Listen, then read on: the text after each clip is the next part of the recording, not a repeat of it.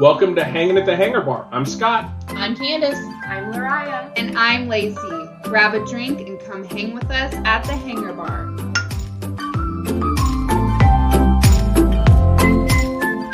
Hey everybody, welcome back to Hanging at the Hangar Bar. This is Scott. I am actually hanging out at the bar alone today. We're going to do a couple different series that we're starting. We'll get into my solo series here in just a couple minutes, but Candace is going to be continuing her Travel Tips with Candace series next week, so look forward to that. It should be a good one. But before we get into my solo episode, let's remind everybody here that we have our social medias, both Instagram and Facebook. Hanging at the Hangar Bar is the handle for those. We'd love to have you interact with us. We love it when you chat with us, when you give us your ideas for show concepts, that kind of thing. We'd love, love, love to hear from you. So keep that in mind. So solo episode today. The idea behind my solo episode came from just sitting around having a conversation with Candace. We were watching TV, and I just looked at her and I said, when did Disney go public? Meaning, when did they start selling stock? Because I had no idea. And I got to thinking about that, and I'd love to learn little tips and tricks and little things about the company and dig a little bit deeper. So I played around with what to call this series, but after I started researching when did Disney go public, I figured out what I decided I was going to call this episode series, and we're going to call it Falling Down the Rabbit Hole with Scott instead of Falling Down the Rabbit Hole with Alice. Because what I found out was it was easy for me to go down the rabbit hole into digging into Disney history, digging into all the different things about the company itself. So we're just going to spend a little bit of time today going down a rabbit hole, and it all started with a question: when did Disney go public? So I know what you're thinking right now. I would be thinking the same thing. Why the heck don't you just type into Google, when did Disney go public? Well, duh, I did that. Thanks for the applause. I appreciate it. But there's more to the story of just the date when Disney went public. And I went down several rabbit holes that we're going to talk about over the next few minutes here. I have no idea how long this episode is going to be. I'm going to try and keep it to our normal 30 to 45 minutes, because the other part of doing a solo episode for me is it's just a little different. I don't have a background in radio. I don't have any experience of just talking and conversing and sharing information in this kind of a way without some kind of a response. I do a little bit of public speaking and that kind of thing, but it generally is not in this kind of a format. So bear with me. And again, our socials, give me your feedback. What do you think of this episode? Did you like it? Did you not like it? Well, I'll take all that feedback into continuing to build out this Falling Down the Rabbit Hole series. So here we go. First little bit of Disney trivia for you. If you didn't know, Disney, the current Disney company, started on October 16th, 1923. And until 1940, there were the same four owners: Walt, Lillian, Roy, and Edna. So between 1923 until 1940, there were the only four people. And we know why on some of that, because when Walt first went into business and he had some of his older companies, he had a little rabbit called Oswald that ended up getting stolen from him. That might be another rabbit hole we go down some other day, but there's movies about that. There's lots of different ways that you can find out about Oswald that got stolen from Walt.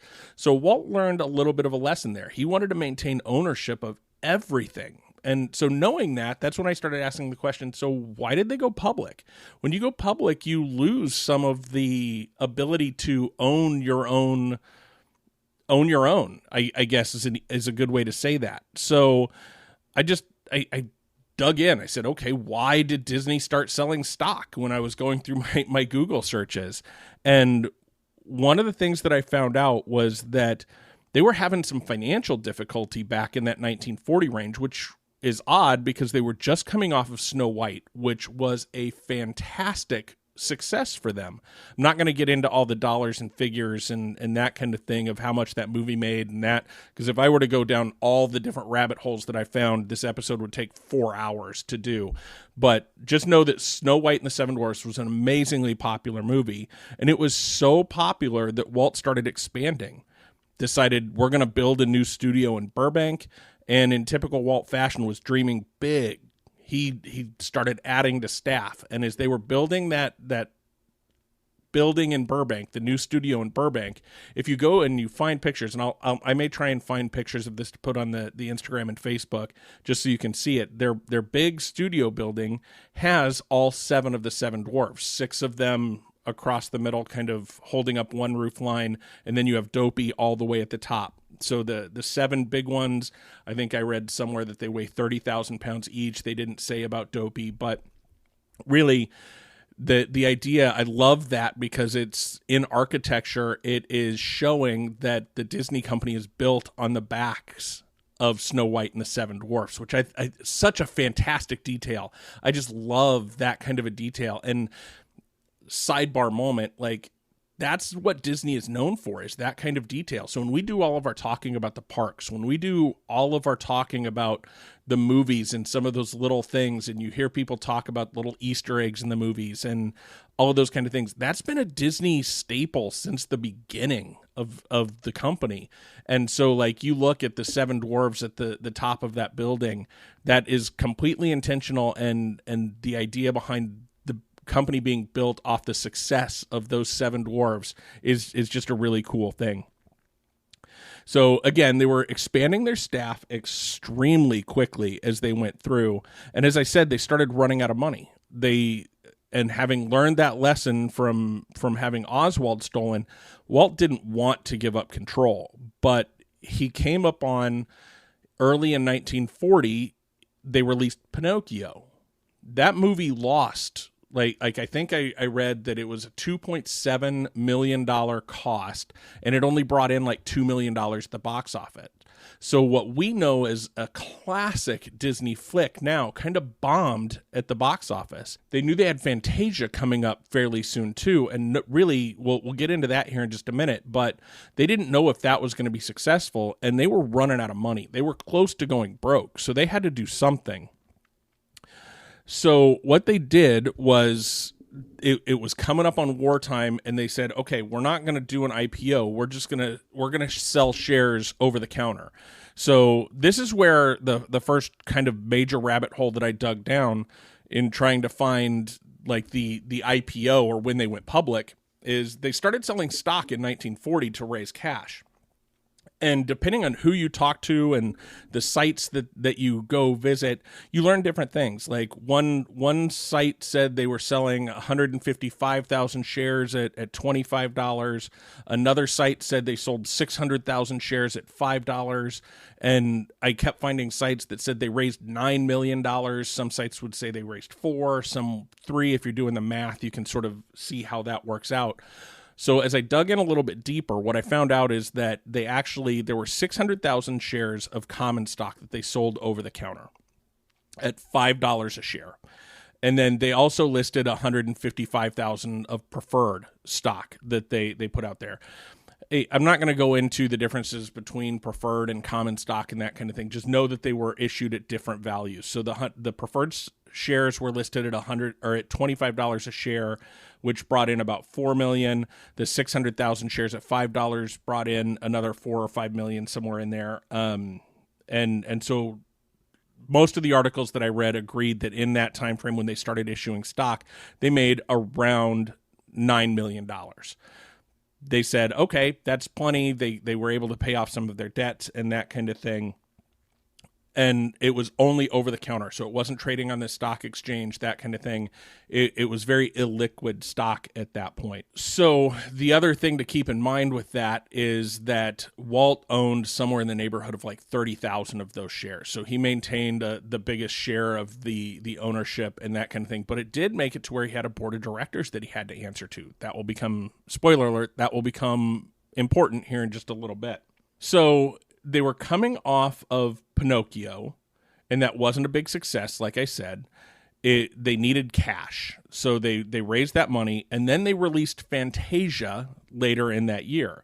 So their stock price, before I get there, Fantasia wasn't very popular either. And part of the reason behind that is simply that I don't think audiences were ready for a show like Fantasia. It's such an interesting concept of a show of just basically long animated music videos where the characters are moving in time with the music and all of that kind of thing. Audiences in the 40s weren't really ready for that. And it showed. They didn't show up to the box office. And then Walt actually made the release of that movie cost even more because he insisted that any theater showing it would have a brand new Fantasia sound system put into it, which sounds incredible for the time. But can you imagine a theater saying, yeah, we'll show this 90-minute or 100-minute cartoon and put in a brand new sound system for it? Like, I can't even imagine the looks that he got from the theaters as he was insisting, you can't play this Disney movie unless you put in this sound system. Just sort of a fantastic concept to me. So with on the backs of Pinocchio not doing well, Fantasia not doing well, and it being wartime, there was a lot going on. Oh, I almost forgot to mention. See, I have these moments where I have to go back in time. So the year is 1940. $5 means a lot. $25 means even more in the time frame. They didn't know how much stock they were going to be able to sell. Disney sold out of all of those 600,000 shares of common stock in a single day.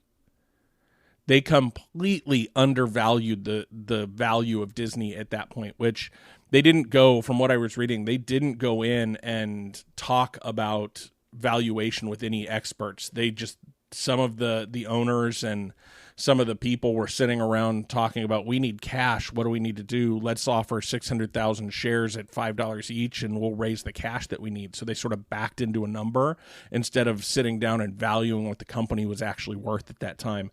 I just thought that was completely, it just blows my mind that in 1940, a company that honestly is struggling, their box office isn't doing well.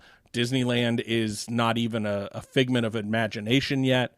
They're all about animated movies. They're not even really into live action movies that much yet. All of these things are going against them, and people still bought out all that stock in a single day. Just completely amazing to me that they were able to do that. Okay, so now let me get back to where I was. So after Fantasia and after Pinocchio really had rough goes of it, the stock price a year after it was issued had gone down to $4 a share a year later. So it had raised up, the cost went up and all of those kind of things, and but a year later it was down to $4 a share.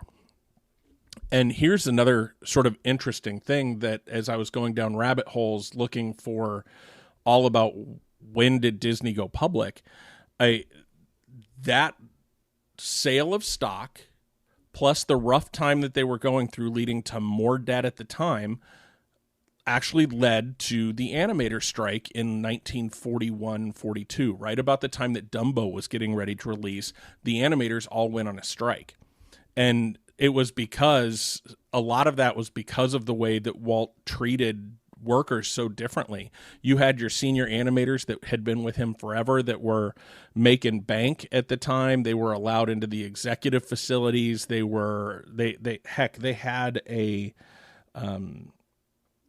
had a personal trainer who was an ex-Swedish Olympian.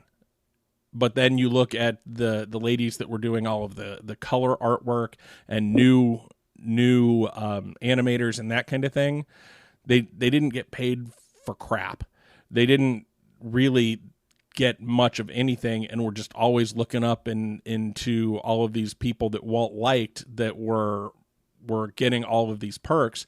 And as you can imagine, like we're feeling that in today's environment. I'm not going to go all political in this, but we feel that in our environment today, that we feel like those at the top are kind of out of touch with those those at the bottom. Like the distance between the amount that a CEO makes to the frontline worker is just an astronomical difference. And people were feeling that even as early as like the early 1940s, middle of the war, we were seeing that. So Walt wanted more loyalty. He was ticked. He was pissed off that people were talking about striking. He had even, this was before there were rules and laws about this kind of thing, he even fired a couple people who were talking about unionizing. So he was doing everything he could because he wanted loyalty. He wanted a family. Walt always saw the Disney company as a big family, to the point of everybody he met, don't call me Mr. Disney, call me Walt. We're all a family. You wouldn't call your uncle Mr. Disney, you'd call him Walt. So he always wanted that kind of a family, and it kind of crushed him a little bit that he wasn't getting that. And ultimately those animators went on strike, which, yeah, again, I'm not going to go political, whether you think unions are good, unions are bad, striking is good, striking is bad. I'm just sort of, historically speaking, that's where we're at. So one of the things that happened, so just an interesting quick story here, that, and I'm going to try and get all the details right, but a couple of things that happened while they were on strike. So we'll get into how the strike ended in just a minute, because again, we started with when did Walt Disney Company go public, to now we're talking about the animator strike in the early 40s. So really the couple of quick stories there, they were all out on the picket line holding their signs, Walt, you did this, Walt Disney's at fault, all of those kind of things, cool rhyming signs that were out there. There were a couple of his senior animators that actually crossed the picket line, and when all the folks that weren't crossing the line were shouting them down and that kind of thing, had that explanation of, look, Dumbo's out there. If I don't cross this line, Dumbo will never get made. And it's too good of a show, too good of a story to not tell that story. I just thought that was interesting that there was some of that loyalty, but the loyalty wasn't necessarily to Walt. It was to their art and to their craft. And he said, I have to cross this line because if I don't, this will never happen. Just a really cool story. And then the second story that sort of says how high the tensions were at the time, there was one of his VPs of animation, his name was Art Babbitt, was one of the first ones to go on strike and sort of be pro-union for the Animators Guild. And so, again, rabbit hole of a rabbit hole. Disney was the only, or one of the only studios at that time that was not a union shop yet. So Walt had all of that loyalty that he wanted, but because he didn't take, when he raised that $9 million, none of that really got returned to the frontline worker. They went on strike to sort of try and get better working conditions. So Art Babbitt was one of the folks that went across, went on strike, and apparently, as the story goes, at one point Walt was driving down the road with the windows down, and Art Babbitt shouted something about, all this is your fault, Walt, you can end this right now, something along those lines. Walt had his driver stop the car, got out, and charged Art Babbitt. And from all the different things that I read about this, like, they had to be physically separated. Walt was so mad that he actually was reduced to fisticuffs as part of this strike that was happening. So as you can imagine, Walt was pretty despondent during all of this. He was mad. He didn't know what he was going to do. His company was really struggling still, so they were back in debt, even though they'd raised $9 million from the public. All of those kind of things were weighing in his mind, and all of this is happening when the war was going on as well, World War II. So Walt actually took the opportunity, was offered an opportunity to go to South America for a 10-week trip to do some research for some war films that they were making. And the two flicks that came out of that were, now I'm going to have to find it, The Three Caballeros and Saludos Amigos were the two stories that came ultimately out of that trip with Walt. So during that 10-week trip, though, Roy actually met with the Animators Guild. The Animators Guild, the mediators sort of sided with the guild, and Roy basically gave the animators everything that they wanted while Walt was out of town. So as you can imagine, that didn't make Walt very happy either. So it really, that's when Disney became a union shop, is in that 1941-42 range at the end of that strike, when Roy ended it by basically giving in to all the demands of the employees. I just thought that was really interesting. Walt was completely disenfranchised by the whole thing at that point. So when he got back from South America, he'd kind of lost his passion a little bit, and he was mad at all the people.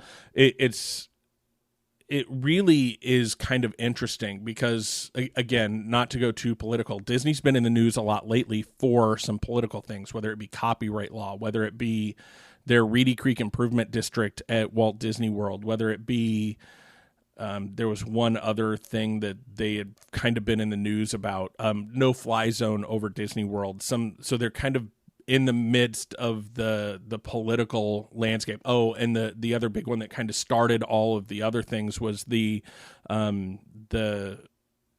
Say Gay bill in Florida.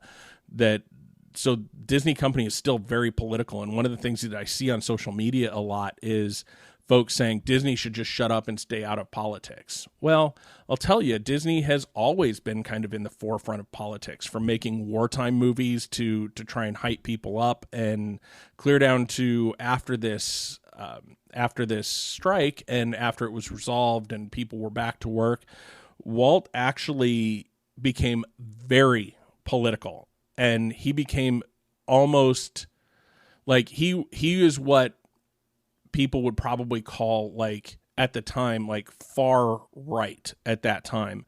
What just completely interesting. The people who had gone out on strike, he called them communists. He called it part of the red wave, all of those kind of things. And he maintained that for years and years and years.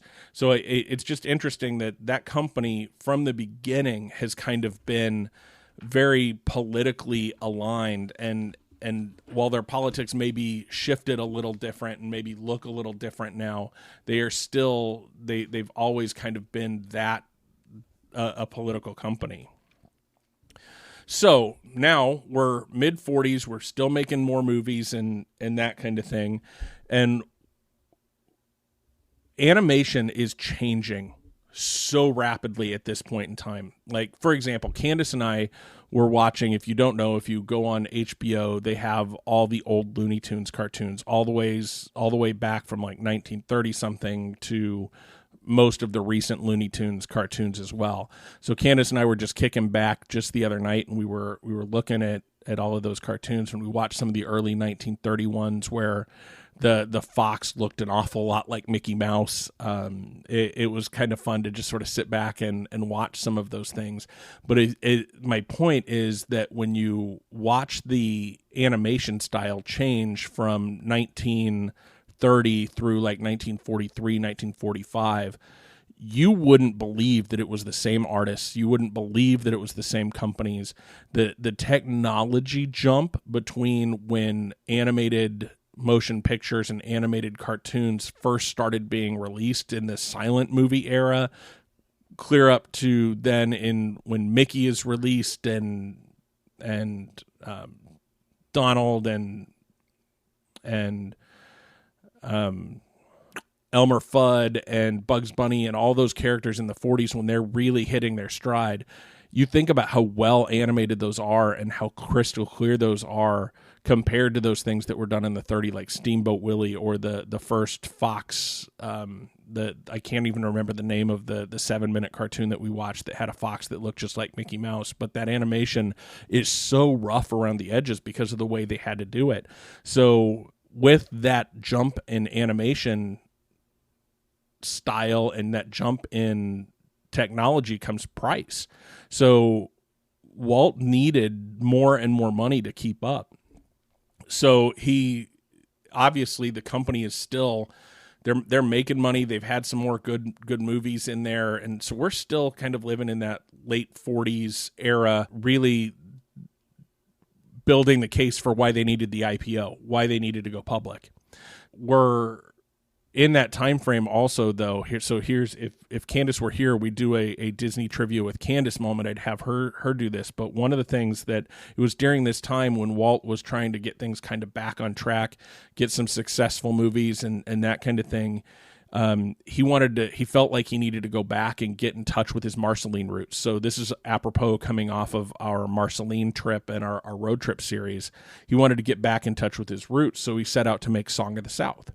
So for any of you that know that movie, you know that it's hard to find today because it's really racially insensitive. And one of the things that I found out as I was doing my research for this episode, Walt had gone out and asked for feedback from some African-American folks so it wouldn't be culturally inappropriate. So they told him, they gave him lots of what even today would be really good advice if you didn't know it. So they said, make this movie. It's a good story. We think what you're doing is the right answer, but don't do things like showing slaves out in the field happily singing songs. And that's going to be something that's going to be culturally inappropriate. It's not going to show up well. So Walt took all of that in and then promptly ignored it. Clear down to the fact that in Song of the South, one of the scenes in that movie is slaves in the fields happily singing work songs. And it for those that don't know, that movie, Song of the South, is the only Disney movie that is permanently locked in the vault. It's the only movie that has never had a DVD release. I personally have never seen the movie. It was one of those that once it was put out there, like I even looked at a list of Walt Disney movies, and like that was released in 1946 or 47. It's not even listed on a list of released films for the Walt Disney Animation Studios. And I didn't really go looking that deeply because I think that one was all cartoon, but somebody correct me if I'm wrong on that, but I think that was all cartoon, so it should be on that list. But I've never seen it, and all I know is that it is highly regarded as one of the most culturally insensitive movies out there, and really sort of that sort of cemented Walt as people sort of saying, hey, he's a racist guy. I honestly, I don't think that's true. As I've looked at other things and the company that he's built and that kind of thing, I don't necessarily think that's true. I think no more racist than anybody else from Missouri and Illinois would have been in the 1940s and 50s. So by today's standards, probably yes. But I think everything that I've read is he wouldn't be called what I would call today a classic racist. So but that sort of followed him and dogged him, along with sort of that whole after the strike, calling people communists that were striking.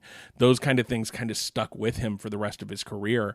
And he honestly had to work hard to overcome that to sort of be the beloved icon that we know today. So just a couple of interesting things.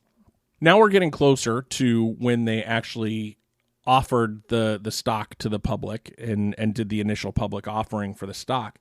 So I only have like 3 or 4 more bullet points before I get there. So one of the things that Walt was doing was he was starting to think about making Disneyland. So we've now jumped ahead to the early 1950s, and Walt is wanting to build Disneyland. So he goes to his board of directors and says, I want to build Disneyland. I'm sure the conversation was much bigger and much deeper than that, but the board was like, no, that's dumb. Why would you do that? And partially, if I were on the board, I probably would have agreed with them that the Disney company at that point was only making like $720,000 a year profit on like $760 million in revenue. So again, those financial terms they're making less than 10% profit, which is not great for a movie theater. So they are really a struggling company.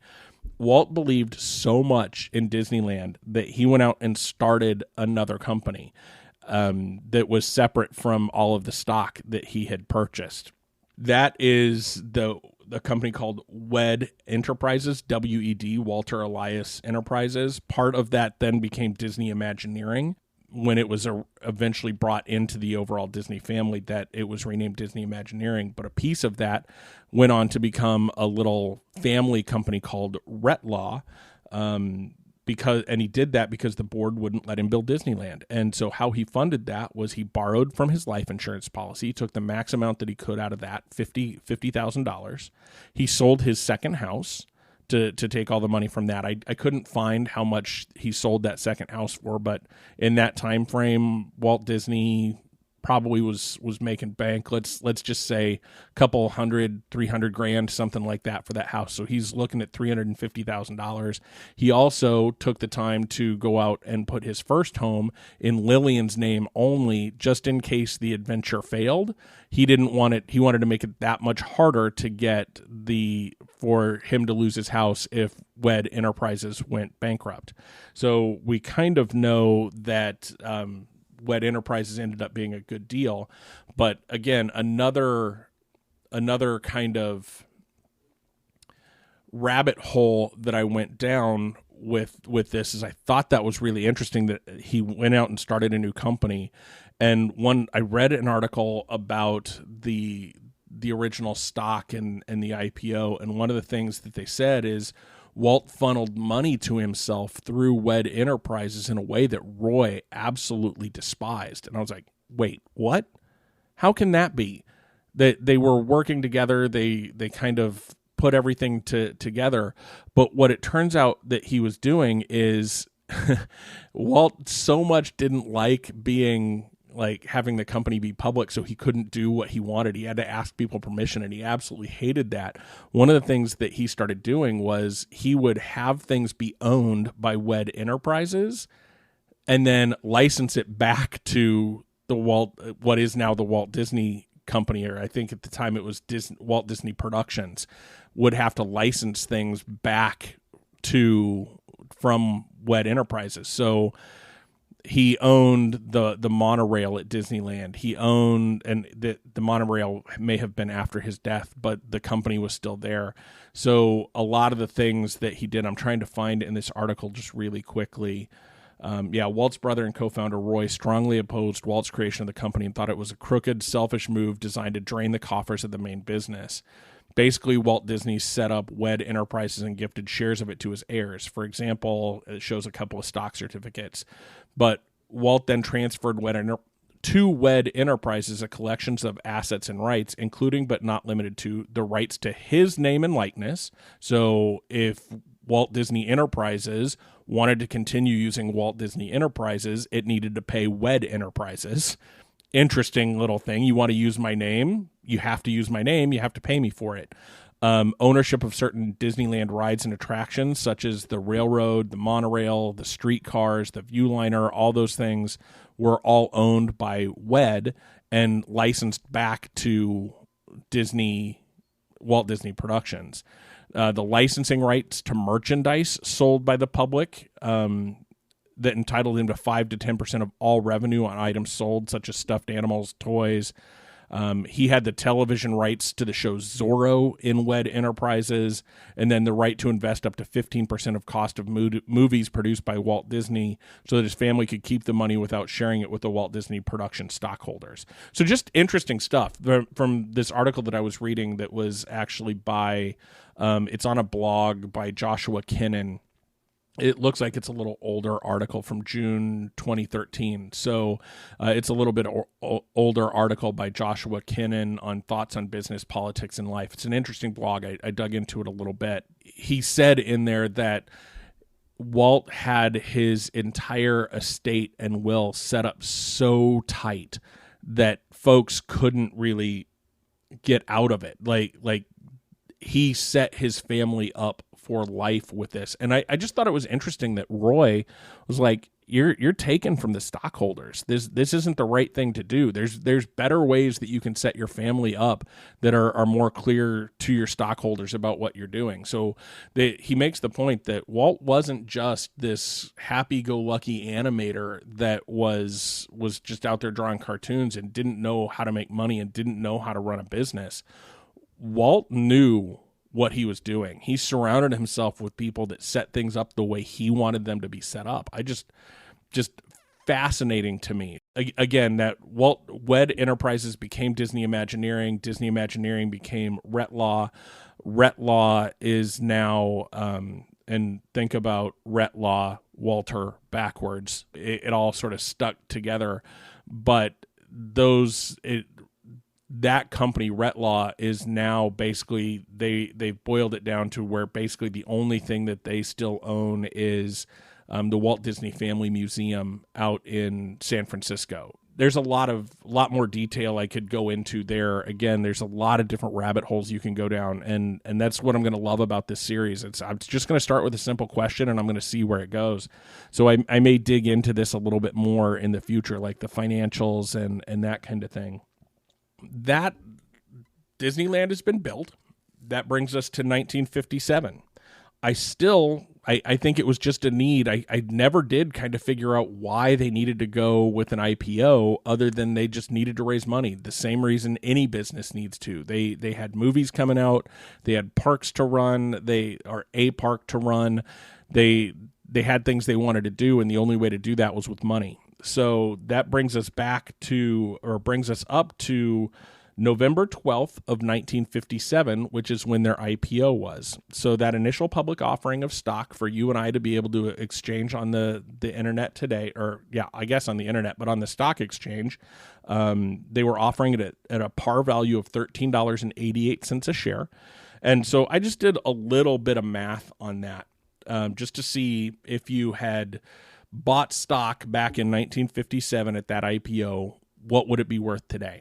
So there's a few articles on that, so you can check my math on this, but I'll tell you what it does not include is it does not include any of the reinvestment of dividends. It doesn't consider the dividends that were paid at all. It just simply includes if you had bought stock and you had held that stock for whatever happened to that stock throughout the course of the years, here's how much you would have. So over the years, since 1957 when it went public, Disney has split their stock 6 times.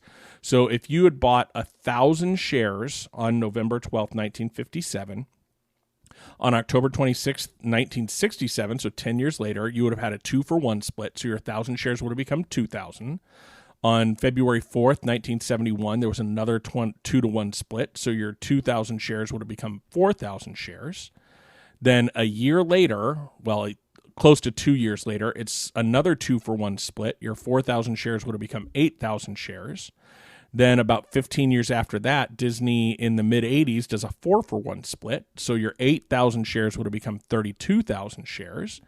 Then in the early 90s, they did another 4-for-1 split. So your 32,000 shares would have become 128,000 shares.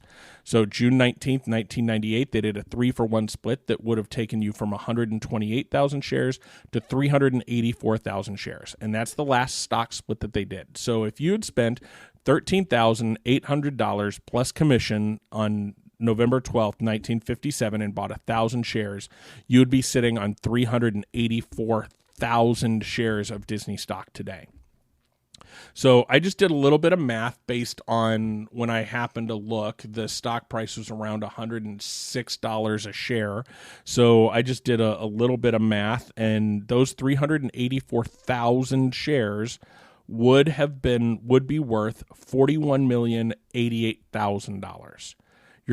And again, that does not include any of the dividends that they paid. It doesn't include reinvesting any of those dividends. You would be rolling in it. I would love to find somebody that bought 1,000 shares back in the 50s and see what kind of life they're living today. That's in the neighborhood of like a Warren Buffett kind of investment return, where you just all of a sudden you're rolling in bank. $41 million for that investment. Just fantastic return on investment for that company.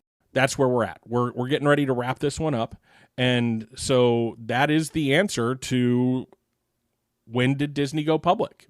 Thanks for going down this rabbit hole with me. I appreciate you all. Tune in next week for Candace's Trip Planning with Candace series. Again, we're going to be hanging out at the bar solo for a couple days or a couple weeks, and then we'll see you as a group real soon. Have a great, big, beautiful tomorrow.